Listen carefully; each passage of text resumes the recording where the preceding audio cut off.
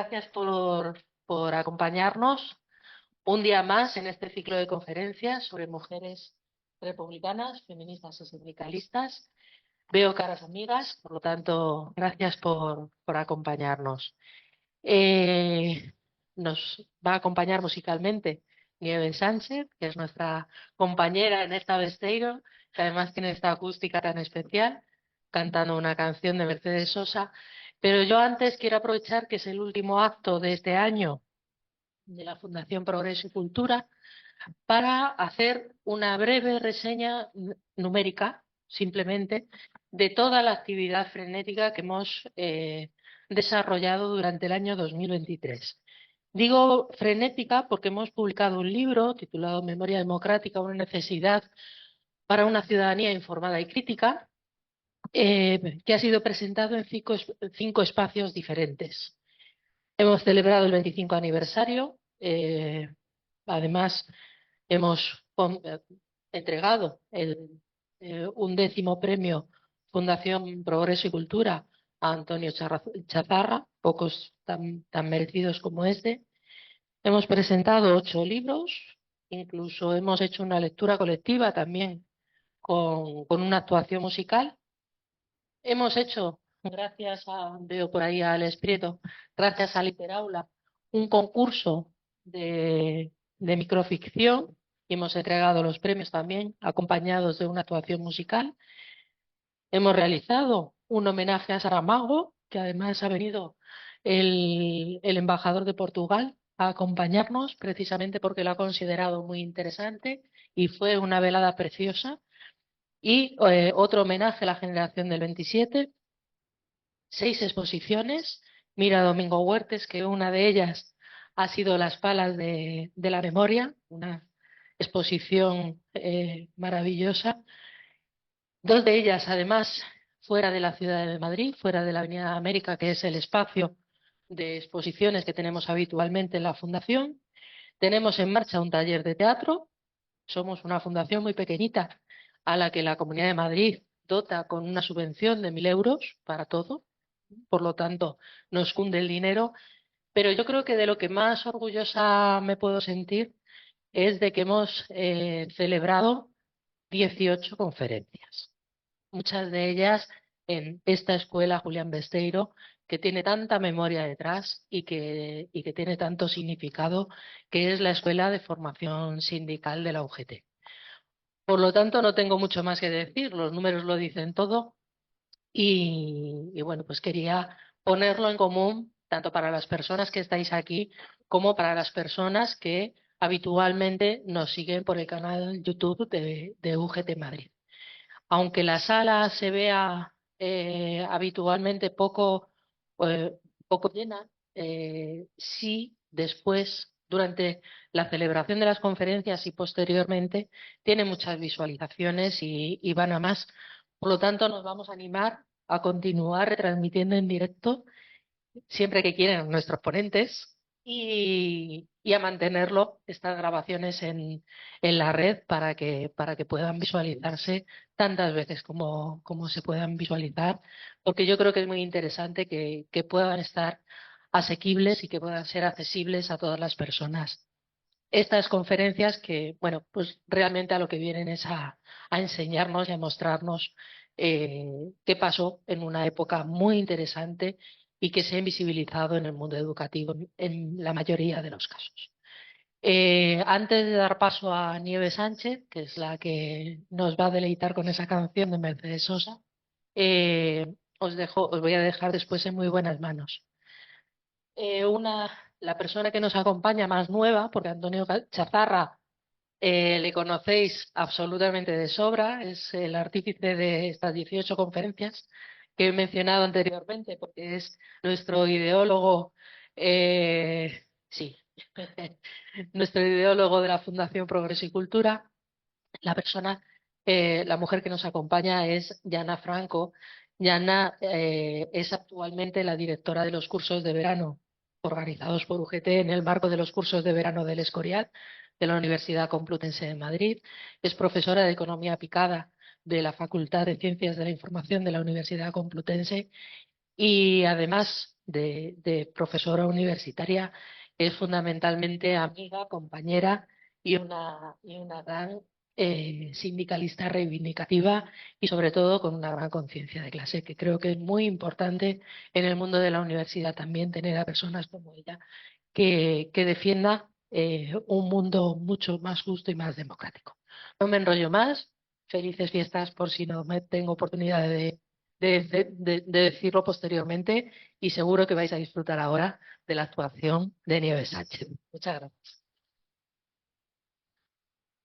Bueno, muchísimas gracias. Un día como hoy, era el invierno, es ese día en el que la luz llega hasta el fondo del túnel, pues siempre está bien estar aquí en un acto entrañable, bonito, siempre con Antonio Chazarra, que es un mentor para muchas personas, como para mí, cualquier día de los que he estado escuchando muchas de estas conferencias que decía Isabel, he aprendido muchas cosas.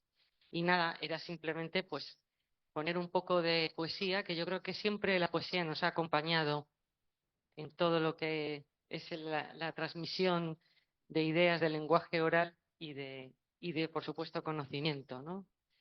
Pues vamos a ello. He elegido la poesía esta de Si se calla el cantor, calla la vida, de Mercedes Sosa. Vamos a ello.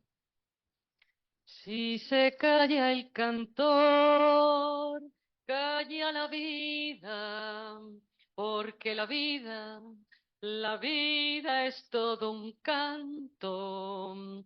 Si se calla el cantor, muere de espanto la esperanza, la luz y la alegría. Si se calla el cantor, se quedan solos los humildes gorriones de los diarios. Los obreros del puerto se persignan. ¿Quién habrá de luchar por sus salarios? ¿Qué ha de ser de la vida si el que canta no levanta la voz en las tribunas?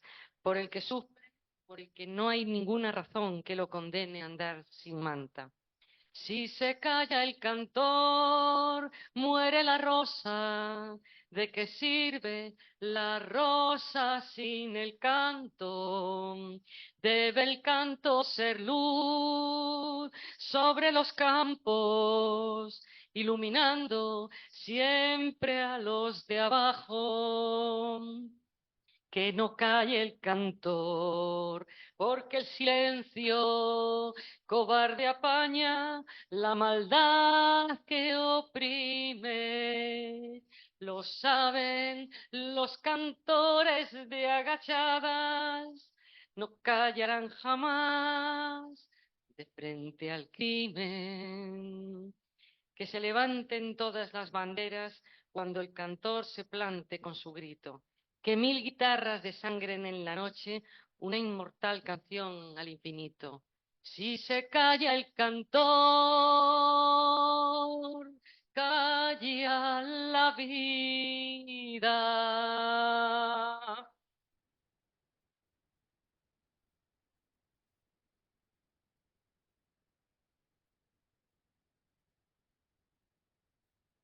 Pues muchas gracias. Em, en primer lugar, quiero agradecer mucho a la Fundación Progreso y Cultura y específicamente a Isabel Vilabella que me hayáis invitado a participar en este ciclo de conferencias tan importante y tan necesario y tan emocionante, en el que se pone luz sobre mujeres relevantes a las que la historia, sin embargo, ha mantenido en penumbra, invisibles, por el hecho de ser mujeres que desafiaban los mandatos de feminidad, los estereotipos sociales que establecían el reparto de roles entre hombres y mujeres. Y que siguen estableciendo esa división del trabajo en función del género, ¿no?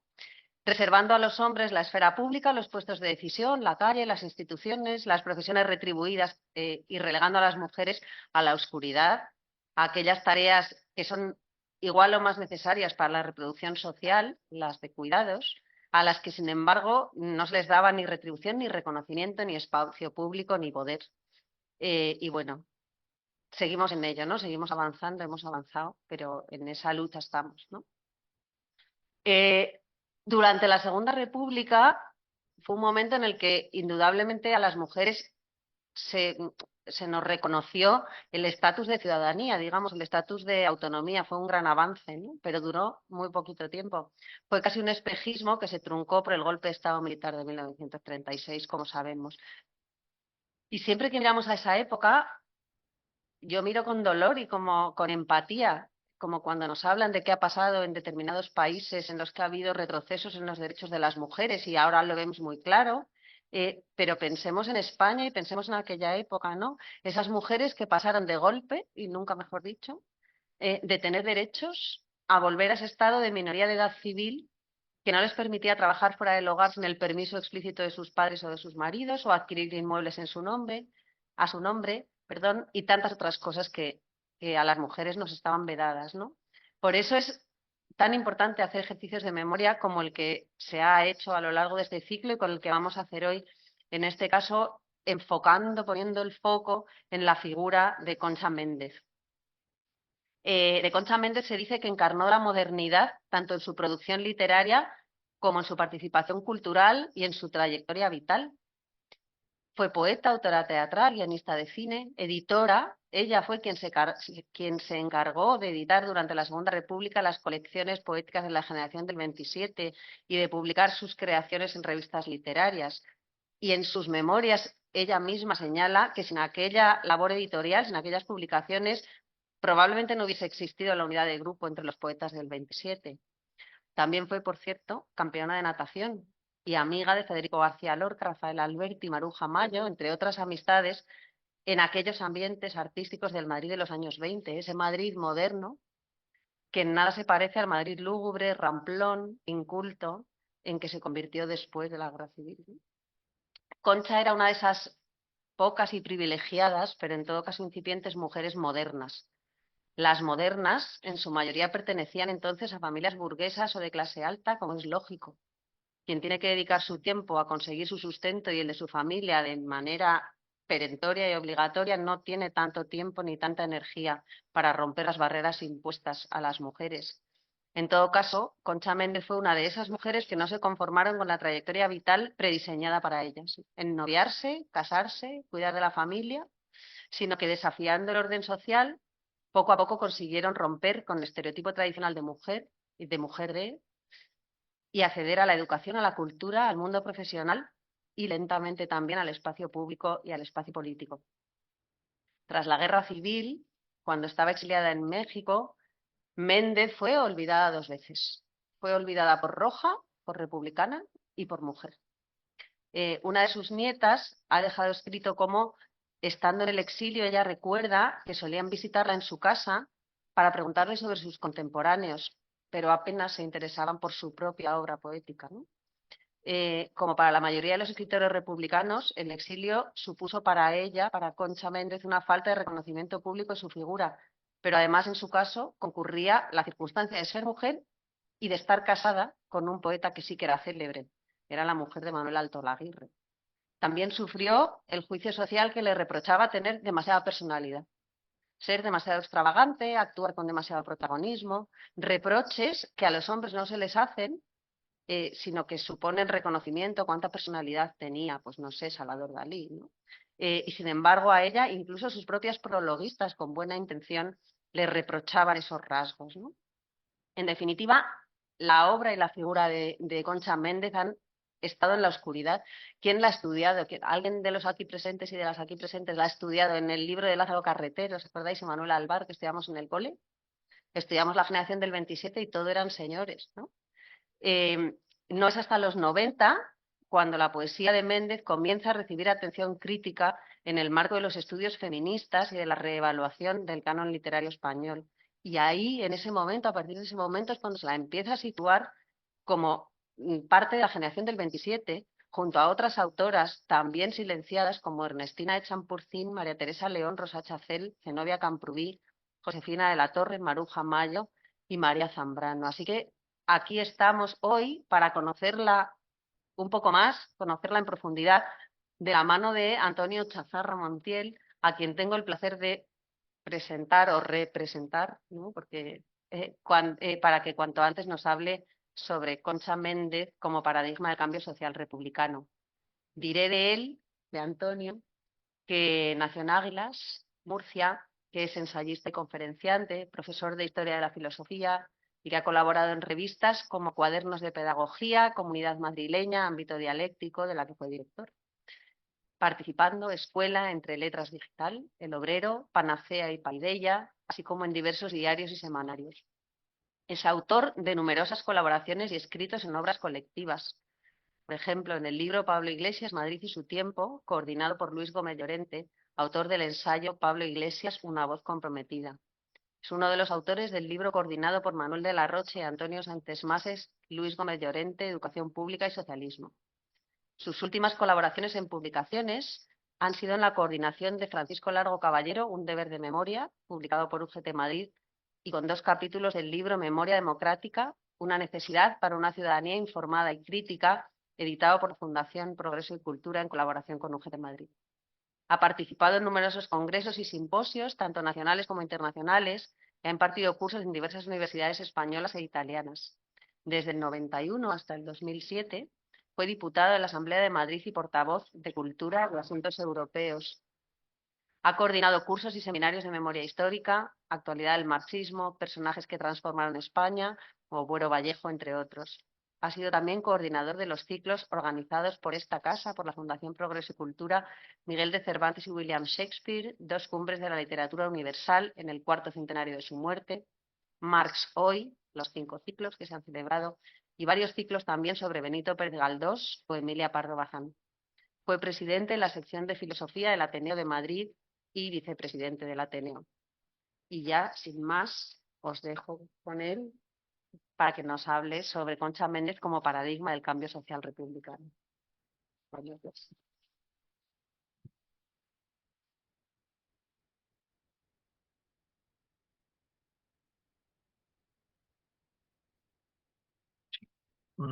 Buenas tardes a, bueno, a todos y a todas, a los que habéis venido a, a este, a este acto y a los que nos siguen a través de la retransmisión.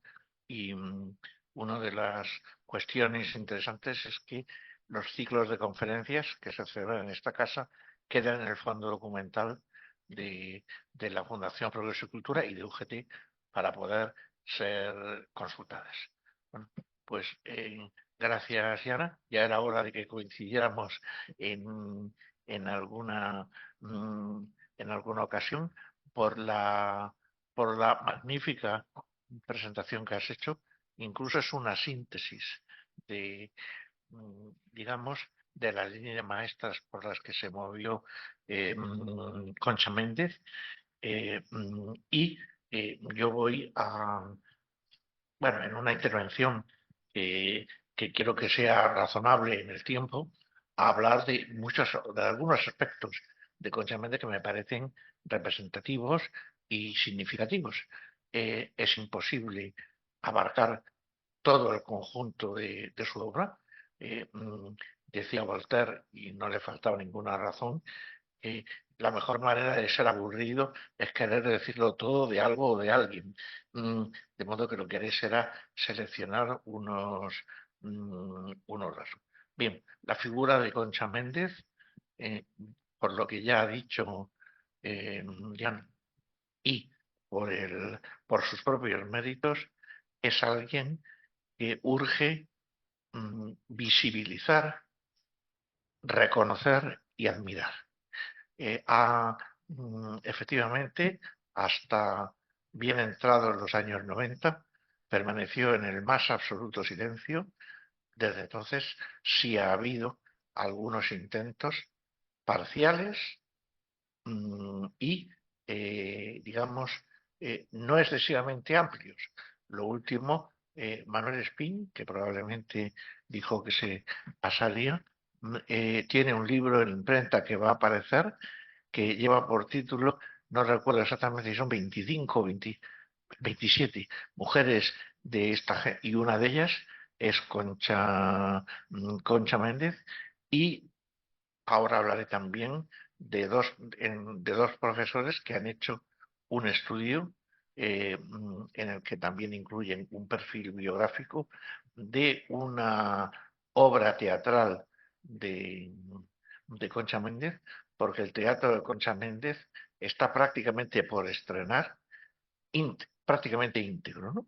Pero ellos han hecho un estudio sistemático de una de las obras de Concha Méndez. Bien, pues la conferencia, quiero en esos puntos, no va a ser cronológica, sino que va a intentar ir tocando su trayectoria vital, conectándola con las sucesivas etapas de la evolución histórica.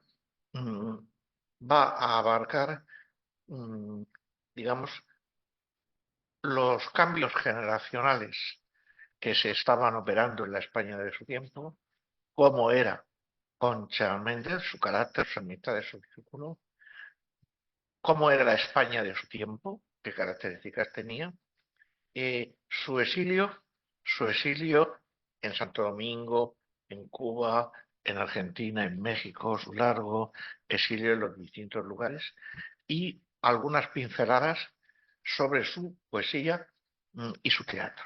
De modo que vamos con ello. Primero, Concha Méndez, para mí, es un paradigma del cambio social republicano, porque los cambios que merecen la pena, los cambios que quedan, son los cambios colectivos. Una persona puede tener un altísimo valor individual y ser luchador o luchadora, pero los cambios que quedan son los cambios que afectan a una generación y que son colectivos. Si no son colectivos, son ahogados digamos, por la inercia del presente. De modo que ya es paradigmática porque encarna o está presente en ese conjunto de cambios que vamos a ir viendo. Y lo primero que iba a señalar es que esa generación a la que pertenece, de hecho, es significativo, nace el mismo año que García Lorca, nace el mismo año que Bertolt Brecht. Bueno, esos cambios tienen una serie de rasgos que han señalado la mayoría de los historiadores, y yo he seleccionado 6 que los voy a señalar porque me parecen los más representativos. El primero es el europeísmo. Frente a una cerrazón, un vivir aislados, un estar encerrados, el europeísmo, el ponerse en contacto con, digamos, pues con otros países, otras culturas, otros movimientos, es esencial. El segundo es relacionado intrínsecamente con el primero, es la apertura a las vanguardias. Con algunas excepciones, pero España ha estado ausente de todos los movimientos vanguardistas. Y en este momento las vanguardias que se mueven en Europa sí llegan. Las poéticas, las ensayísticas, las novelísticas, incluso las de pensamiento. El tercer rasgo sería su modernidad. Se produce en la figura de Concha Méndez lo que se ha llegado a calificar como una incorporación, por lo menos inicial, a la modernidad de esa generación que, como ha señalado ya en la introducción, pues quedó salvajemente truncada por el golpe de los militares africanistas que pusieron fin a todo un proceso que estaba en marcha. La cuarta, así enumerando, que rara vez se incluye en los manuales, es la aparición de una generación de feministas. Esto suele pasarse por alto o dedicarle una nota perdida a pie de, Sin sombrero. a pie de página. Claro, ejemplificada por la sin sombrero, que quiero señalar porque es lo que, digamos, puede hacernos una idea para valorar a ese colectivo. Bueno, se llaman así sombrero porque se quitaban uno de los cambios es el cambio en la indumentaria, en la manera de vestir, pero se quitaban el sombrero en la Puerta del Sol y paseaban. Pero incluso esos gestos no salían gratis. Les tiraban piedras por quitarse el sombrero, de modo que no eran mujeres de 20 y pocos, 30 años, entre los 30 y los 20 algunos, las que protagonizaban ese hecho. La más conocida es María Zambrano, como también ha señalado, Rosa Chafel, María Teresa León, la pintora Maruja Mayo.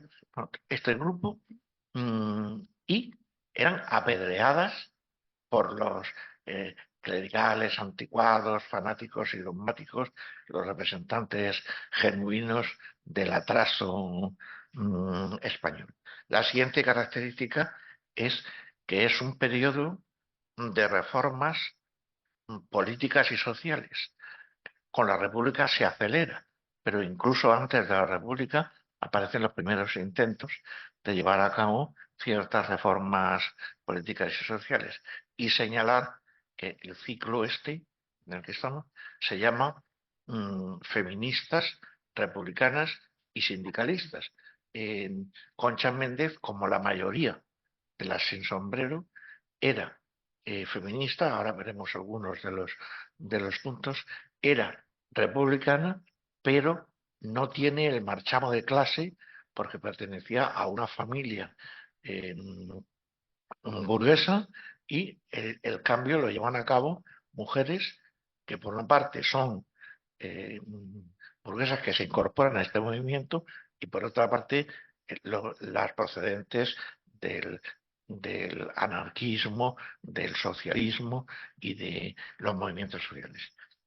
Y la última característica en esta lectura rapidísima es la pérdida de prestigio y de poder de la Iglesia Católica, que intentará recuperar pues, de la forma que la recuperó con el franquismo, pero que sobre todo, aquí hay una diferencia, en las grandes ciudades es mucho más ostensible que en las zonas rurales, donde sigue conservando claramente sus enclaves de poder. Bien, en estas mujeres las ha nombrado, pues la primera es María Zambrano, que es la que tiene mayor visibilidad, pero tampoco nos engañemos, mayor visibilidad a partir de los 90, antes tampoco, cuando le dieron el premio Cervantes, pero tampoco. Y María Zambrano es una pensadora, es una discípula heterodoxa de Ortega y Gasset, y es una exiliada que, digamos que también su exilio atraviesa distintos países y distintos momentos. Pero bien, Rosa Chafel, de cada una de estas, como hablaré enseguida, merecía una atención diferenciada, porque verlas como conjunto es ver la importancia que tenían, pero ese conjunto después se segmenta o se diversifica en cada una de ellas. Rosa Chafel, Maruja Mayo, María Teresa León, Carmen Conde, que no podemos olvidar que fue la primera mujer que llegó a ser académica de la lengua, Ernestina de Champurcín, Margarita Manson, y muchas otras, de las que solo corresponde en este momento enumerar. Y a esas mujeres a las que hay que dar visibilidad y detenerse en su trayectoria y en sus méritos, entre ellas ocupa un lugar destacado Concha Méndez, porque, como hablando coloquialmente y en confianza, Concha Méndez, si se mira bien, está en todas las salsas. O sea, se mire como se mire, en todos los movimientos, está en todas y cada una de las salsas. Y vamos a ver, porque es otro, digamos, otro pie, digamos, otra base para apreciar el pensamiento y la literatura de Maruja Mayo, qué características tenía el feminismo este generacional. Vamos a poner 7, son muchas más, pero rapidísimamente. Primero, para ellas, feminismo esencialmente era igualdad. Igualdad de derechos, igualdad de oportunidades, es lo que se venía llamando meritocracia, pero bueno, igualdad de oportunidades y sobre todo visibilidad, teniendo acceso a espacios a espacios que hasta ese momento las estructuras patriarcales les habían negado como mujeres. La segunda característica es que lucharon y combatieron por lo que Hannah Arendt, que es una pensadora que a mí me parece interesantísima, definió poco después como el derecho a tener derechos. Ellas en ningún momento escribieron que uno de sus reivindicaciones era el derecho a tener derechos, pero es lo que generacionalmente buscaban, querían, pretendían y reivindicaban.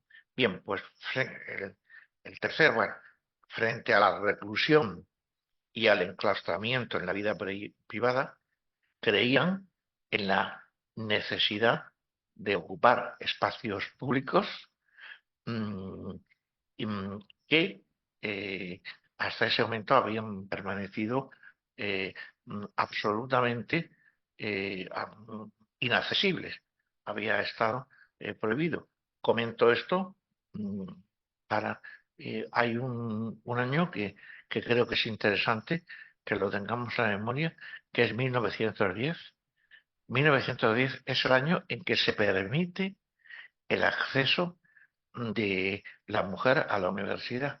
Pero en la práctica esto se traduce en que había había dos, pero era un grupito muy restringido. Incluso se prohibía que se doctoraran, pero el acceso por ley se obtiene en el 10, pero es muy lento el goteo, sobre todo al principio.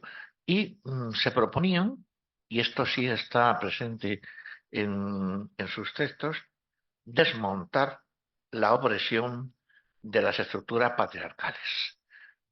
Aquí sí hay digamos que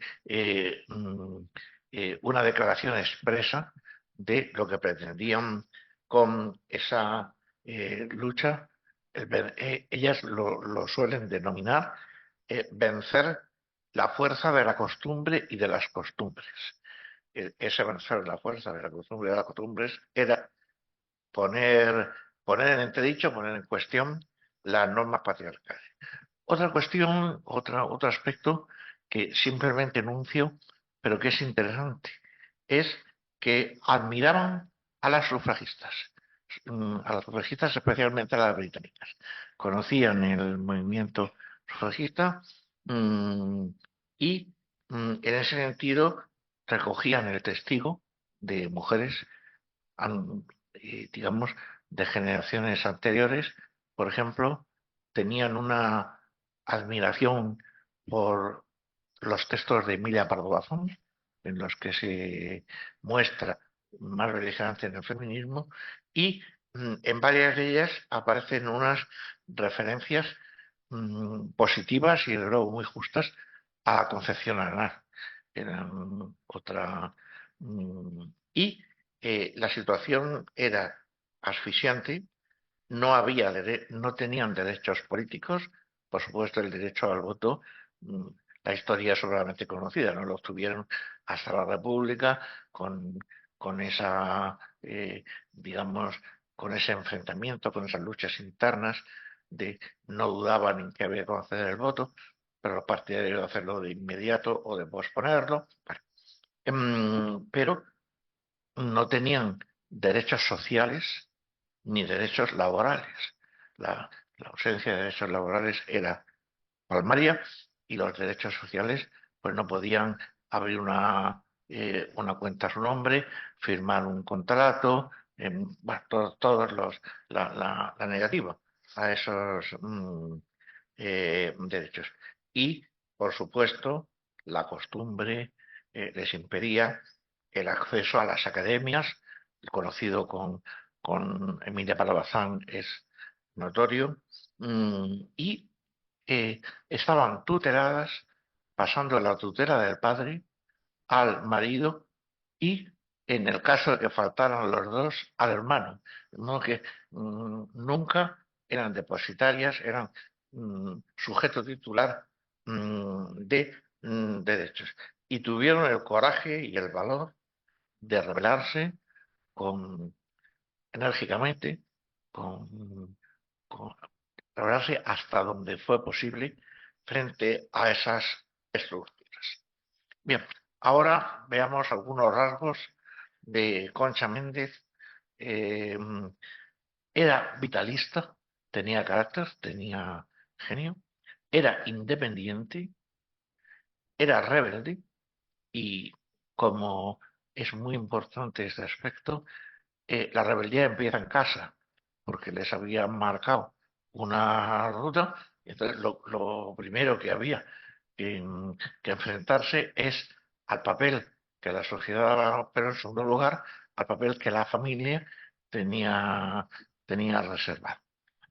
Era audaz y estaba dispuesta a romper barreras.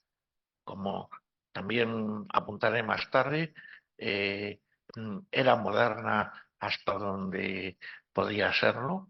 Por ejemplo, pertenece a la primera generación que practica deporte y pertenece a una generación que, por ejemplo, valora aquí el cinematógrafo.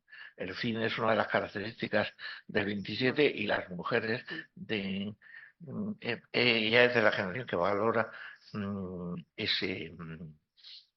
digamos, ese medio de comunicación y cultural. Y sobre todo era inconformista y ejemplificaba ese paradigma de mujer rebelde y se enfrentaba a lo establecido. Voy a señalar solo tres características. En la forma de vestir, esto es importante. Una chica o luego una mujer debe vestir cuando sale a la calle así, así, así. Bueno, ella, ella y otras igual que ella, pues se pasan por el foro o esas recomendaciones de cómo había que vestir, las tranquilamente las incumplen sabiendo lo que hacían y reivindican, a veces prudentemente y a veces menos prudentemente, libertades y derechos. En un principio, aquí, en un principio, es decir, en los años 20 y hasta la República, no están politizadas, pero la fuerza de los hechos, o el transcurrir de los hechos, Mussolini en Italia, después Hitler en Alemania, hace que se produzca, que en ella se opere ese proceso de concienciación que tiene lugar en otros sectores. Y aquí hay que poner un poco el foco de que no es una actuación individual, sino que es un esfuerzo colectivo, que no abarca al conjunto, pero sí a un segmento representativo del conjunto. Y ahora, a mí me parece que las anécdotas tienen una importancia. A Concha Méndez iba al teatro, su familia pues tenía palcos y le impresionó, lo cuenta, Casa de Muñecas de Ibsen. Ese portazo de Nora mmm, al final de la obra y el propio proceso de concienciación de Nora de ser una muñeca más a pasar a tomar conciencia. La obra esta fue en ella representativa, por supuesto no es la única cuestión, pero representativa de ese proceso de toma de conciencia. Otro hecho que no quiero dejar de comentar es que existía unas lecturas que normalmente, pues piadosas, que eran lecturas para señoritas. Ella rechaza absolutamente esas lecturas para señoritas y se pone a leer a Dostoyevsky y a Anton Chejov. Lo cual marcaba claramente por dónde quería la sociedad fueran y lo que decían. Y ahora, en esto me detengo un minuto, pero es importante que se produce por primera vez en la historia de España movimientos asociativos de mujeres. Ella está en contacto con con la ILE, conoce a García Lorca, tiene una relación, un noviazgo de varios años con Muñoz, conoce a María Maeztu, pero sobre todo él forma parte del Liceum Club Femenino. El Liceum Club Femenino es un club de mujeres que organiza conferencias, organiza representaciones teatrales, organiza debates, pero sobre todo permite asociarse y hacer juntas una tarea cultural. Algunas de sus obras de teatro se estrenan en el Liceo Club Femenino con, fijaros qué lujo, textos que no están publicados, pero que se conocen, y la escenografía era de Maruja Mayo. Maruja Mayo hacía la escenografía y los textos eran de ella. Y en el liceo, aparte de las mujeres que he mencionado antes, digamos que establece lazos de amistad con Zenobia Camprubí, eh, que es otra mujer muy inquieta de este momento, bastante castrada y sujeta al enclaustramiento a la que la somete Juan Ramón, pero es una mujer inquieta y valiente. Bien. El siguiente paso es algunas características que van de lo individual a lo social y de lo social a lo individual, de cómo era la España de su tiempo. Bueno, pues era un país, España, incomunicado, atrasado, el peso del patriarcalismo era grande, y eso era una invitación a que era necesario romper un poco ese círculo vicioso y crear espacios por donde transitar. Y también señalar que Concha Méndez, pero esto es también, se puede, digamos, adjudicar a muchas otras se proponen como estrategia vital hacer lo contrario de lo que los bienpensantes esperan de ellas. O sea, los bienpensantes nos trazan este camino, pues hay que ir por este otro. De modo que era, en ese sentido, eso explica parte de su rebeldía, de que no puede estudiar, porque no tiene, cuando su padre, de hecho su madre, cuando su madre se entera que ha ido a la universidad y que ha asistido de oyente a unas clases, le da una paliza. No, la madre, sí, esto está en las memorias de Palmo Blas, bueno, y hasta ahí llegaba, ¿no? De que no, ella visita, pero visita con alguna asiduidad, pero sin comentarlo explícitamente, la residencia de estudiantes, algunos de los conciertos, algunos de los recitales, algunas de las charlas, asiste a algunas clases en la universidad, pero le cuesta pues alguna paliza. Y despierta en ella que el cosmopolitismo, es decir, el deseo de conocer países.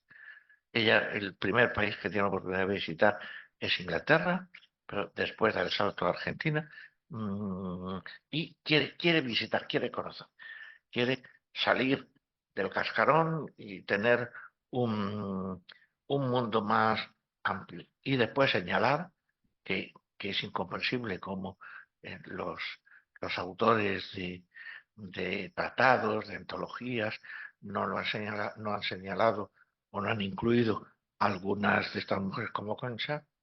Es poeta, es dramaturga, es ensayista, es autora de guiones de cine un tanto surrealistas, pero bueno, pero de guiones el surrealismo era, bueno, mm, era la época, y todas esas características pues se han diluido, eh, se han pasado por alto.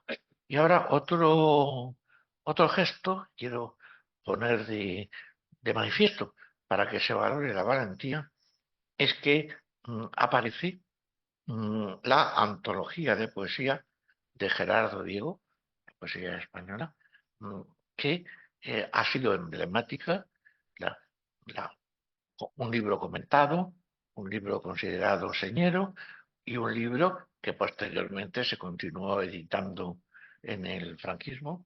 Bien, pues algunas de estas mujeres se reúnen y dicen, no hay derecho, es una injusticia a que en esta antología no haya ninguna mujer.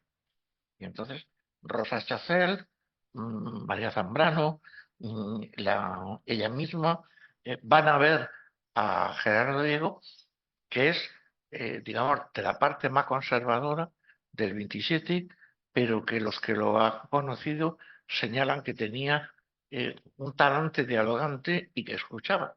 Gerardo Diego las oye y cuando publica la segunda edición incluye a dos mujeres, que no había ninguna en la primera, y incluye a Ernestina de Champuzín y me parece que es la otra Santos, pero incluye poemas de dos mujeres, con lo cual, para los que dicen que los gestos no tienen, digamos, que caen en el vacío, pues a veces no tanto.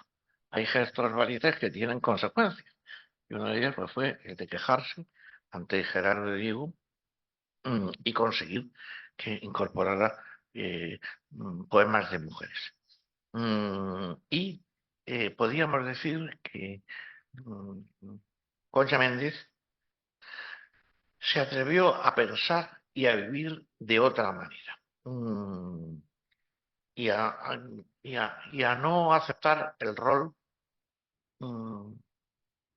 impuesto. Y esto señala, es literal, para que se vea el feminismo y que se vea la lucha. Ella señala, y no es la única en hacerlo, que defender la igualdad era una forma de defender la justicia. De modo que vincula igualdad con justicia y lucha por conseguir la igualdad presentándola como digamos, eh, en una correlación o en un equilibrio con la justicia. Y eh, eh, Concha era impulsiva, era, digamos, enérgica, pero era tolerante y en, en su vida, en su vida personal y en su vida colectiva o política, hay amargura, pero no hay claudicación. Quizá el ejemplo más, el noviazgo con Buñuel, ella bueno, pues lo vive como una experiencia frustrante, en las memorias casi no lo menciona, pero estuvo casada muchos años con Manuel Alto Aguirre, en la editorial de Manuel Alto Aguirre, que editó algunas de las revistas emblemáticas del 27 y luego en el exilio continuó, es Alto Aguirre, pero es Concha, que también en los dibujos y en la imprenta está ahí. Y luego podríamos llamar esa, esa tolerancia y esa amargura, pero no claudicación, es que después de años de ese matrimonio, el Alto Aguirre, cuando ya viven en México, había tenido una aventura, una relación con una mulata cubana y se decide a vivir con ella, abandona a Concha en México. Y bueno, Concha hacía Alto Aguirre en sus memorias, siempre hay tristeza, pero nunca hay ni odio, es una, bueno, una relación que tiene un final con esta decisión de Alto Aguirre, pero que siempre hay un respeto.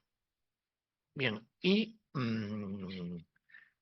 otra cuestión que voy a ver porque quizás si acelero, bueno, un poquito, que merece la pena destacar y no se destaca, no entiendo por qué, es que las relaciones hombre-mujer eh, empiezan a tener, eh, derivan hacia la camaradería. Antes eran universos rígidamente separados y los hombres tenían amigos, las mujeres amigas y tenían después la relación de pareja, pero no existía. Y ahora empieza a aparecer una generación donde hombres y mujeres tienen las mismas inquietudes y realizan los mismos. Y por ejemplo, pues eso se pone de manifiesto en Rafael Alberti y Maruja Mayo fueron pareja y después Rafael Alberti y María Teresa León son pareja, Domenchina y Ernestina de Champurcín y hay otros varios, de modo que lo que he querido llamar o he llamado la cámara de día, las relaciones de amistad y de compartir proyectos, pues que en ocasiones pues son deportivos, en ocasiones son culturales, colaboran en las mismas revistas.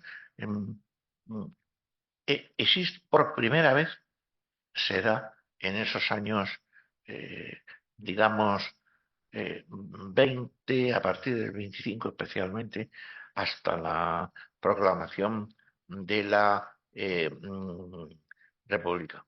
Y bueno, hay algunos textos de Concha Méndez, por ejemplo, hablando de García Lorca, con el que tenía una magnífica relación personal, que son muy interesantes y que solo se han citado, bueno, que señalaba antes, solo se han citado de pasada hablando de García Lorca. Bueno, es que dice esta de, porque García Lorca pues era un tipo simpático, extrovertido, muy, eh, bueno, muy buen conversador y ahí está. Bueno, otra cuestión, otro hilo del que se puede tirar. Su modernidad generacional, individual, se manifiesta en que reivindican la dignidad interior, la dignidad de la persona frente al concepto que hoy suena a caduco, a excesivamente burgués, de respetabilidad exterior. Frente a la respetabilidad exterior, concepto caduco, conservador, reivindican la dignidad intrínseca, la dignidad interior. He comentado antes la pasión por el cine. Bueno, se conservan textos de bueno, sobre todo de Paloma Olaz y de la nieta, donde Concha Méndez habla de cine, le encantaba Charles Chaplin y Buster Keaton. Son los dos directores que ella nombra. Y progresivamente su compromiso republicano va acrecentándose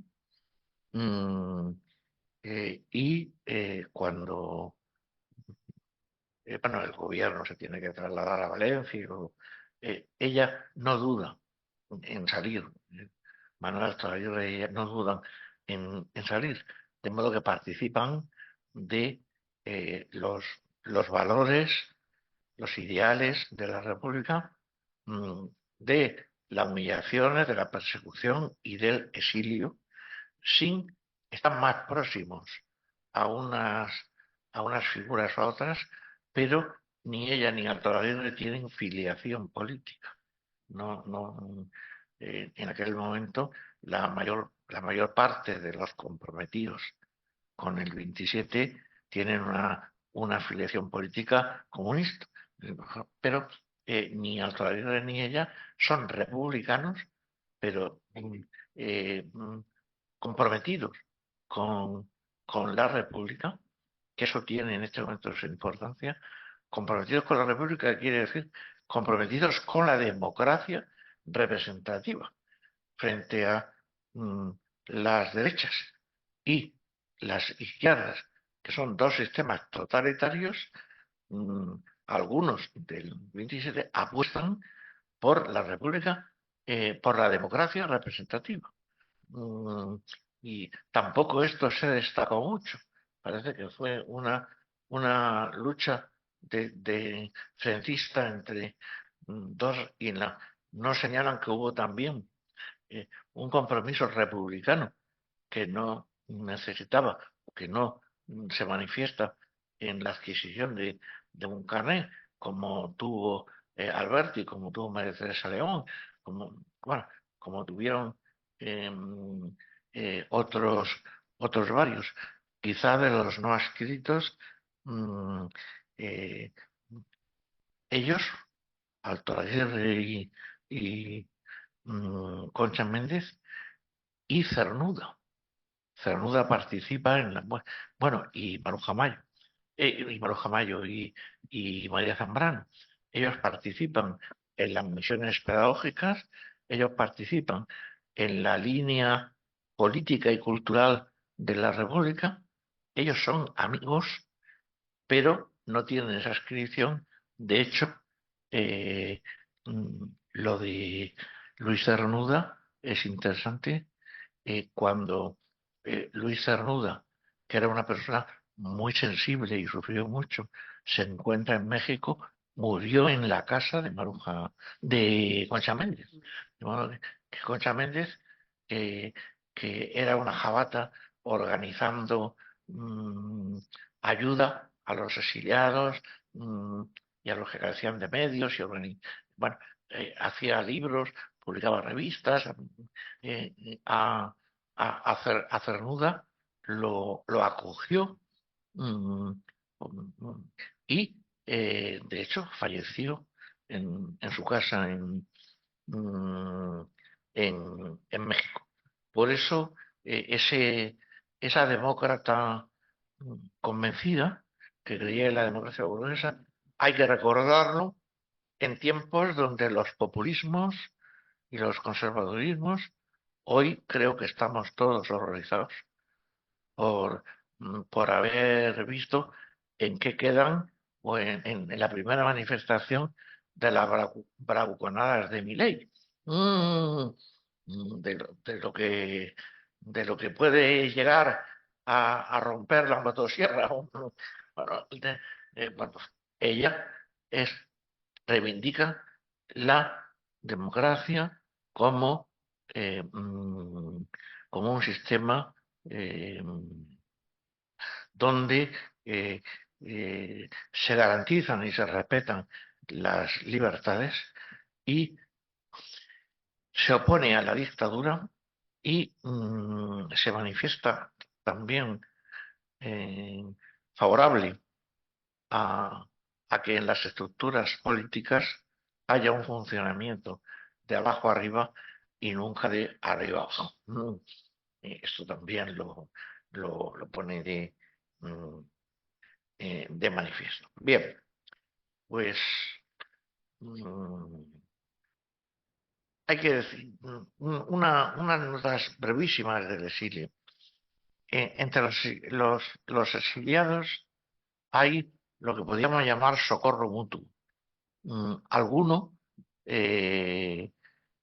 los más individualistas, otros dirían los que mejor se lo montan, pero pronto eligen una universidad, preferentemente en Estados Unidos, pero si no, de las destacadas en México o en Argentina, pero los demás, como mecanismo de supervivencia, tienen una ayuda mutua y trazan redes donde cuestiones tan interesantes, vamos, tan vitales, tan importantes como encontrar comida, encontrar un techo en el que guarecerse, encontrar un colegio para los niños. Bueno, hay quien se encarga de estas funciones y las mujeres tienen ahí aquí un papel, bueno, muy destacado. Y otro hecho que aquí bueno, los que, los que de vosotros tengáis más inquietud en ese sentido, cuando vivían en Cuba, Concha y Alcalá Aguirre editaron uno de los libros más originales y, digamos, mm, su textura y sus páginas son bellísimas, de Juan Ramón Jiménez, que es Españoles en tres mundos. Y tal y como estaba la cosa, todavía encontré en los años, a finales de los años 60, en la librería de viejo algún ejemplar que hoy valdría 10 veces más, pero de Españoles entre mundos de, de Juan Ramón, editado por, y los dibujos son también suyos, por, por Maruja. Y ahora voy a hablar, bueno, ya para acabar muy pronto, eh, de la poesía y del teatro de Concha Méndez. Bien, primero, se ha pasado también por alto y sin detenerse en ellos, claro, su error. Sus poemarios son de una enorme belleza, de una espontaneidad y y de un valor. Naturalmente, pues no están a la altura, porque es difícil estar a la altura de un García Lorca, de un Cernuda, pero y eh, para quien quiera comprobar esto, eh, que lea Canciones de Mar y Tierra, magnífico. Es del exilio, donde todavía vive Canciones de Mar y Tierra, o Vida a Vida, dos poemarios de de un interés enorme. Y otro hecho que, que antes he citado a Manuel Espíquez, que tienes un libro en imprenta de 27 mujeres, donde Concha Méndez es una de ellas. Pues se han ocupado poco. Ha habido pocas personas que se han ocupado en Concha Méndez, pero en en una época en la que residió en Argentina, tuvo una relación de amistad muy interesante con Alfonsina Storni.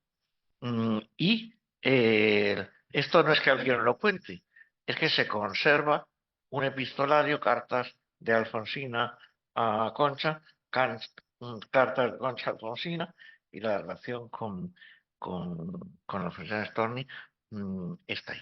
Y como dramaturga, lo primero que hay que señalar es que mm, eh, estrenó muy poco y en lugares muy reducidos, y para los que, con una excepción que ahora comentaré, de quienes se han ocupado de su obra teatral, simplemente,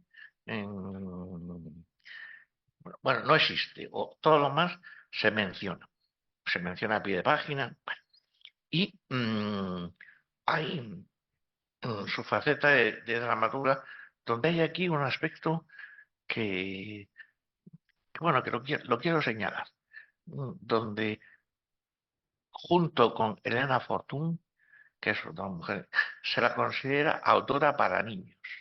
Bien, no lo dudo, pero es mucho más que un teatro para niños. Es un teatro que en lo que dice, en lo que propone, va mucho más allá, aunque como, como la crítica también pues es como es en este país, pues tiene alguna explicación. Se estrena en Víspera de Reyes un teatro para niños. ¿Para qué? No vamos a estar en buscar más. Si ya está. Bueno, esto va de Estrellita, Angelito, pues no, esto va de teatro, de teatro para niños. Y el teatro, su escenografía y su vestuario. Aquí le ayudó, hicieron cosas juntas, Maruja Mayo. Es muy vanguardista, muy surrealista, muy en la línea, y hay algunos, se han publicado algunos figurines de los que estaban para estas obras y es muy interesante. De modo que sus obras, alguna en prosa, pero la mayoría en verso,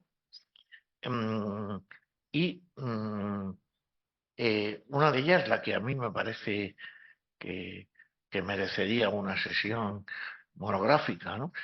Y evidentemente hoy no puedo dedicarle más de un minuto, es el solitario. Los personajes del solitario son simbólicos. Se empezó a escribir y se tarda 10 años en componer las tres partes. Se puede estrenar por separado y conjuntamente, y tiene, pues, digamos, muchos aspectos que dan para, para meditar, desde buscar el amor, y bueno, y luego la madurez consiste en colocar en ese punto central donde se colocaba el amor a la soledad, asumiendo la condición de abandonar sueños, eh, sueños juveniles y, digamos, abrazándose a la soledad como un elemento esencial y diferenciador. Bien, otra cosa que no se habla de más. ¿Sabéis quién hizo el prólogo de El Solitario cuando lo editó? María Zambrano. Además, un prólogo donde María Zambrano no hacía muchas tonterías. Quiero decir, que no escribe un prólogo pues, como ese prólogo que se hace diciendo que el autor es muy interesante. Escribe un prólogo de 5 o 6 páginas magnífico. Es un texto que conviene leer de María Zambrano, el prólogo al solitario. Y ha aparecido recientemente un libro de cátedra hecho por Berta Muñoz y Diego Santos Sánchez, dando unas notas biográficas, pero y sobre todo analizando. Es un estudio del solitario bastante completo. De modo que yo publiqué, alguno quizás lo haya leído, un ensayo sobre Concha Méndez, lo publiqué en Entreletras y Berta Muñoz y Diego Sánchez me enviaron el libro diciendo que habían leído el, el ensayo y que querían que, vamos, pero a lo mejor nos están viendo o siguiendo eh, el- la sesión de hoy y el libro es excelente, vamos. Mm, mm. Y otras obras suyas son El ángel cartero, eh, El carbón y la rosa, muy interesante, ¿eh? Los símbolos, los colores, lo cromático, los colores, y luego una alegoría antillana que ya es, que tiene el, el colorido, el ritmo, que es una obra, digamos, encantadora, es una obra eh, que se llama La caña y el tabaco. Y la alegoría esta antillana es, es una alegoría muy, muy interesante. Y ahora vamos a cerrar ya casi, pero señalar que hay personas de esta época mm, que han escrito memorias. mm, Rafael Alberti, por ejemplo, La novela perdida, María Teresa León, La memoria de la melancolía. Bueno, pero un libro originalísimo son las memorias de Concha Méndez. Se llama, bueno, el título que tiene es Concha Méndez, Memorias habladas, Memorias armadas. Y el modus operandi es el siguiente.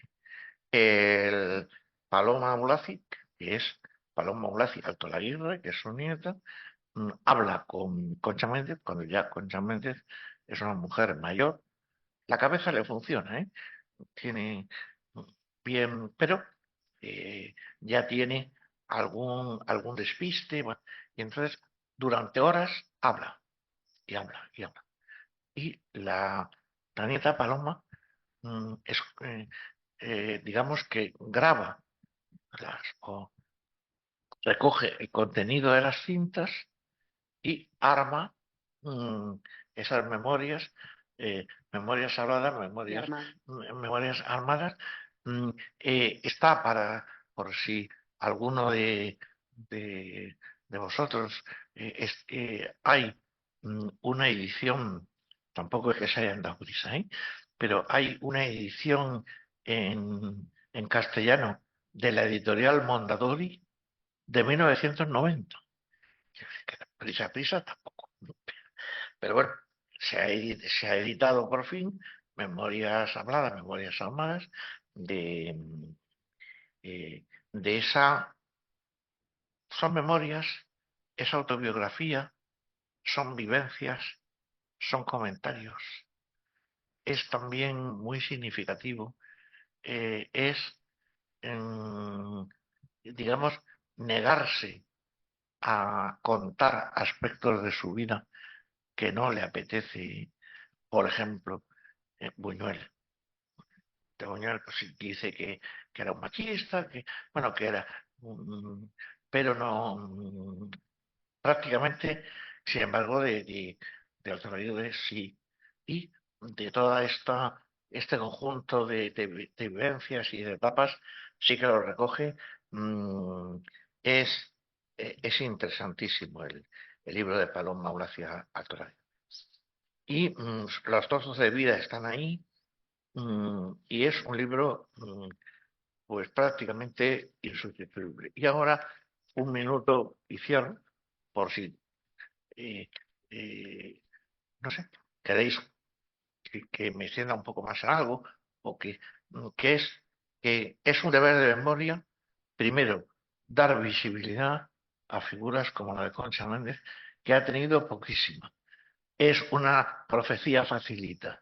Es decir, que, por ejemplo, de aquí a un periodo de 8 o 10 años, habrá monografías dedicadas a todas estas mujeres de las que hemos hablado, porque es una reivindicación individual y colectiva que está en marcha, pero que prácticamente no ha hecho más que empezar. O sea que se tiene mm, que ir manifestando. Pero concretamente Concha Méndez es como una llave que abre el cofre o como una llave de acceso a, bueno, a sí misma y a su propio interior, del que se sabe poco, pero a una época de la que ya se sabe mucho más, pero de los aspectos más de superficie, del entresijo de aspectos más profundos, se sabe poco. Y el mundo del exilio, pues, que forma parte, bueno, forma parte, no, debería formar parte de la historia de España, de la literatura y del pensamiento, del 39 al 75. Ya saben que había un gobierno de la República en el exilio y hasta que no aunque no tenía una gran influencia, hasta que no se celebraron las primeras elecciones, no dio por clausurado. Y en ese sentido, pues todo ese mundo, o su mundo, mm, o- es muy interesante. Y luego reivindicar eh, o sugerir modestamente la lectura del libro de Paloma Gracia, Gracia por su sinceridad, por la manera en que recoge el testimonio de su abuela y por las vivencias que llegan a configurar un universo. Y decir bueno, que ya está bien, que de María Zambrano, desde que se crea la fundación en, bueno, en Andalucía, y se publica su obra completa y se realizan estudios, y de María Teresa León, mm, que tampoco se le ha colocado en el lugar que merece, pero ha tenido, probablemente por su relación con Alberti, ha tenido más, eh, más atención. Pero el resto de las sin sombrero y de otras que han ido apareciendo en bueno, digamos que en estas breves observaciones, pues hay poco y aquí la tarea sí que está clara. Es valorar la importancia colectiva y generacional, pero analizar individualmente a las piezas que componen ese puzzle. Esa es la tarea. Y, y bueno, pues que la, que eh, la historia de nuestro país, eh, que el franquismo intentó borrarla, borrar lo que había significado el exilio de Francia a, mm, a México, a la URSS, a todo. Bueno, pues hay que conseguir, y yo creo que algunas de mm, digamos, de las orientaciones son muy interesantes de, de memoria histórica, perdón, de memoria democrática, en lo concerniente a los libros de texto, que sabéis que es algo de lo que personalmente, bueno, pues eh, me alegro mucho de que, mm, digamos, se me pidiera, o bien, pero lo de menos es que yo opinara ahí, es lo que se decidió, y es que en el currículum de, mm, de de los 2 años de bachillerato, y en el currículum de tercero y cuarto de la ESO se van a incluir, bueno, empieza la historia. Yo es que cuando lo vi, os aseguro que me emocioné. Mm, Empieza la historia contemporánea de España en la Corte de Cádiz.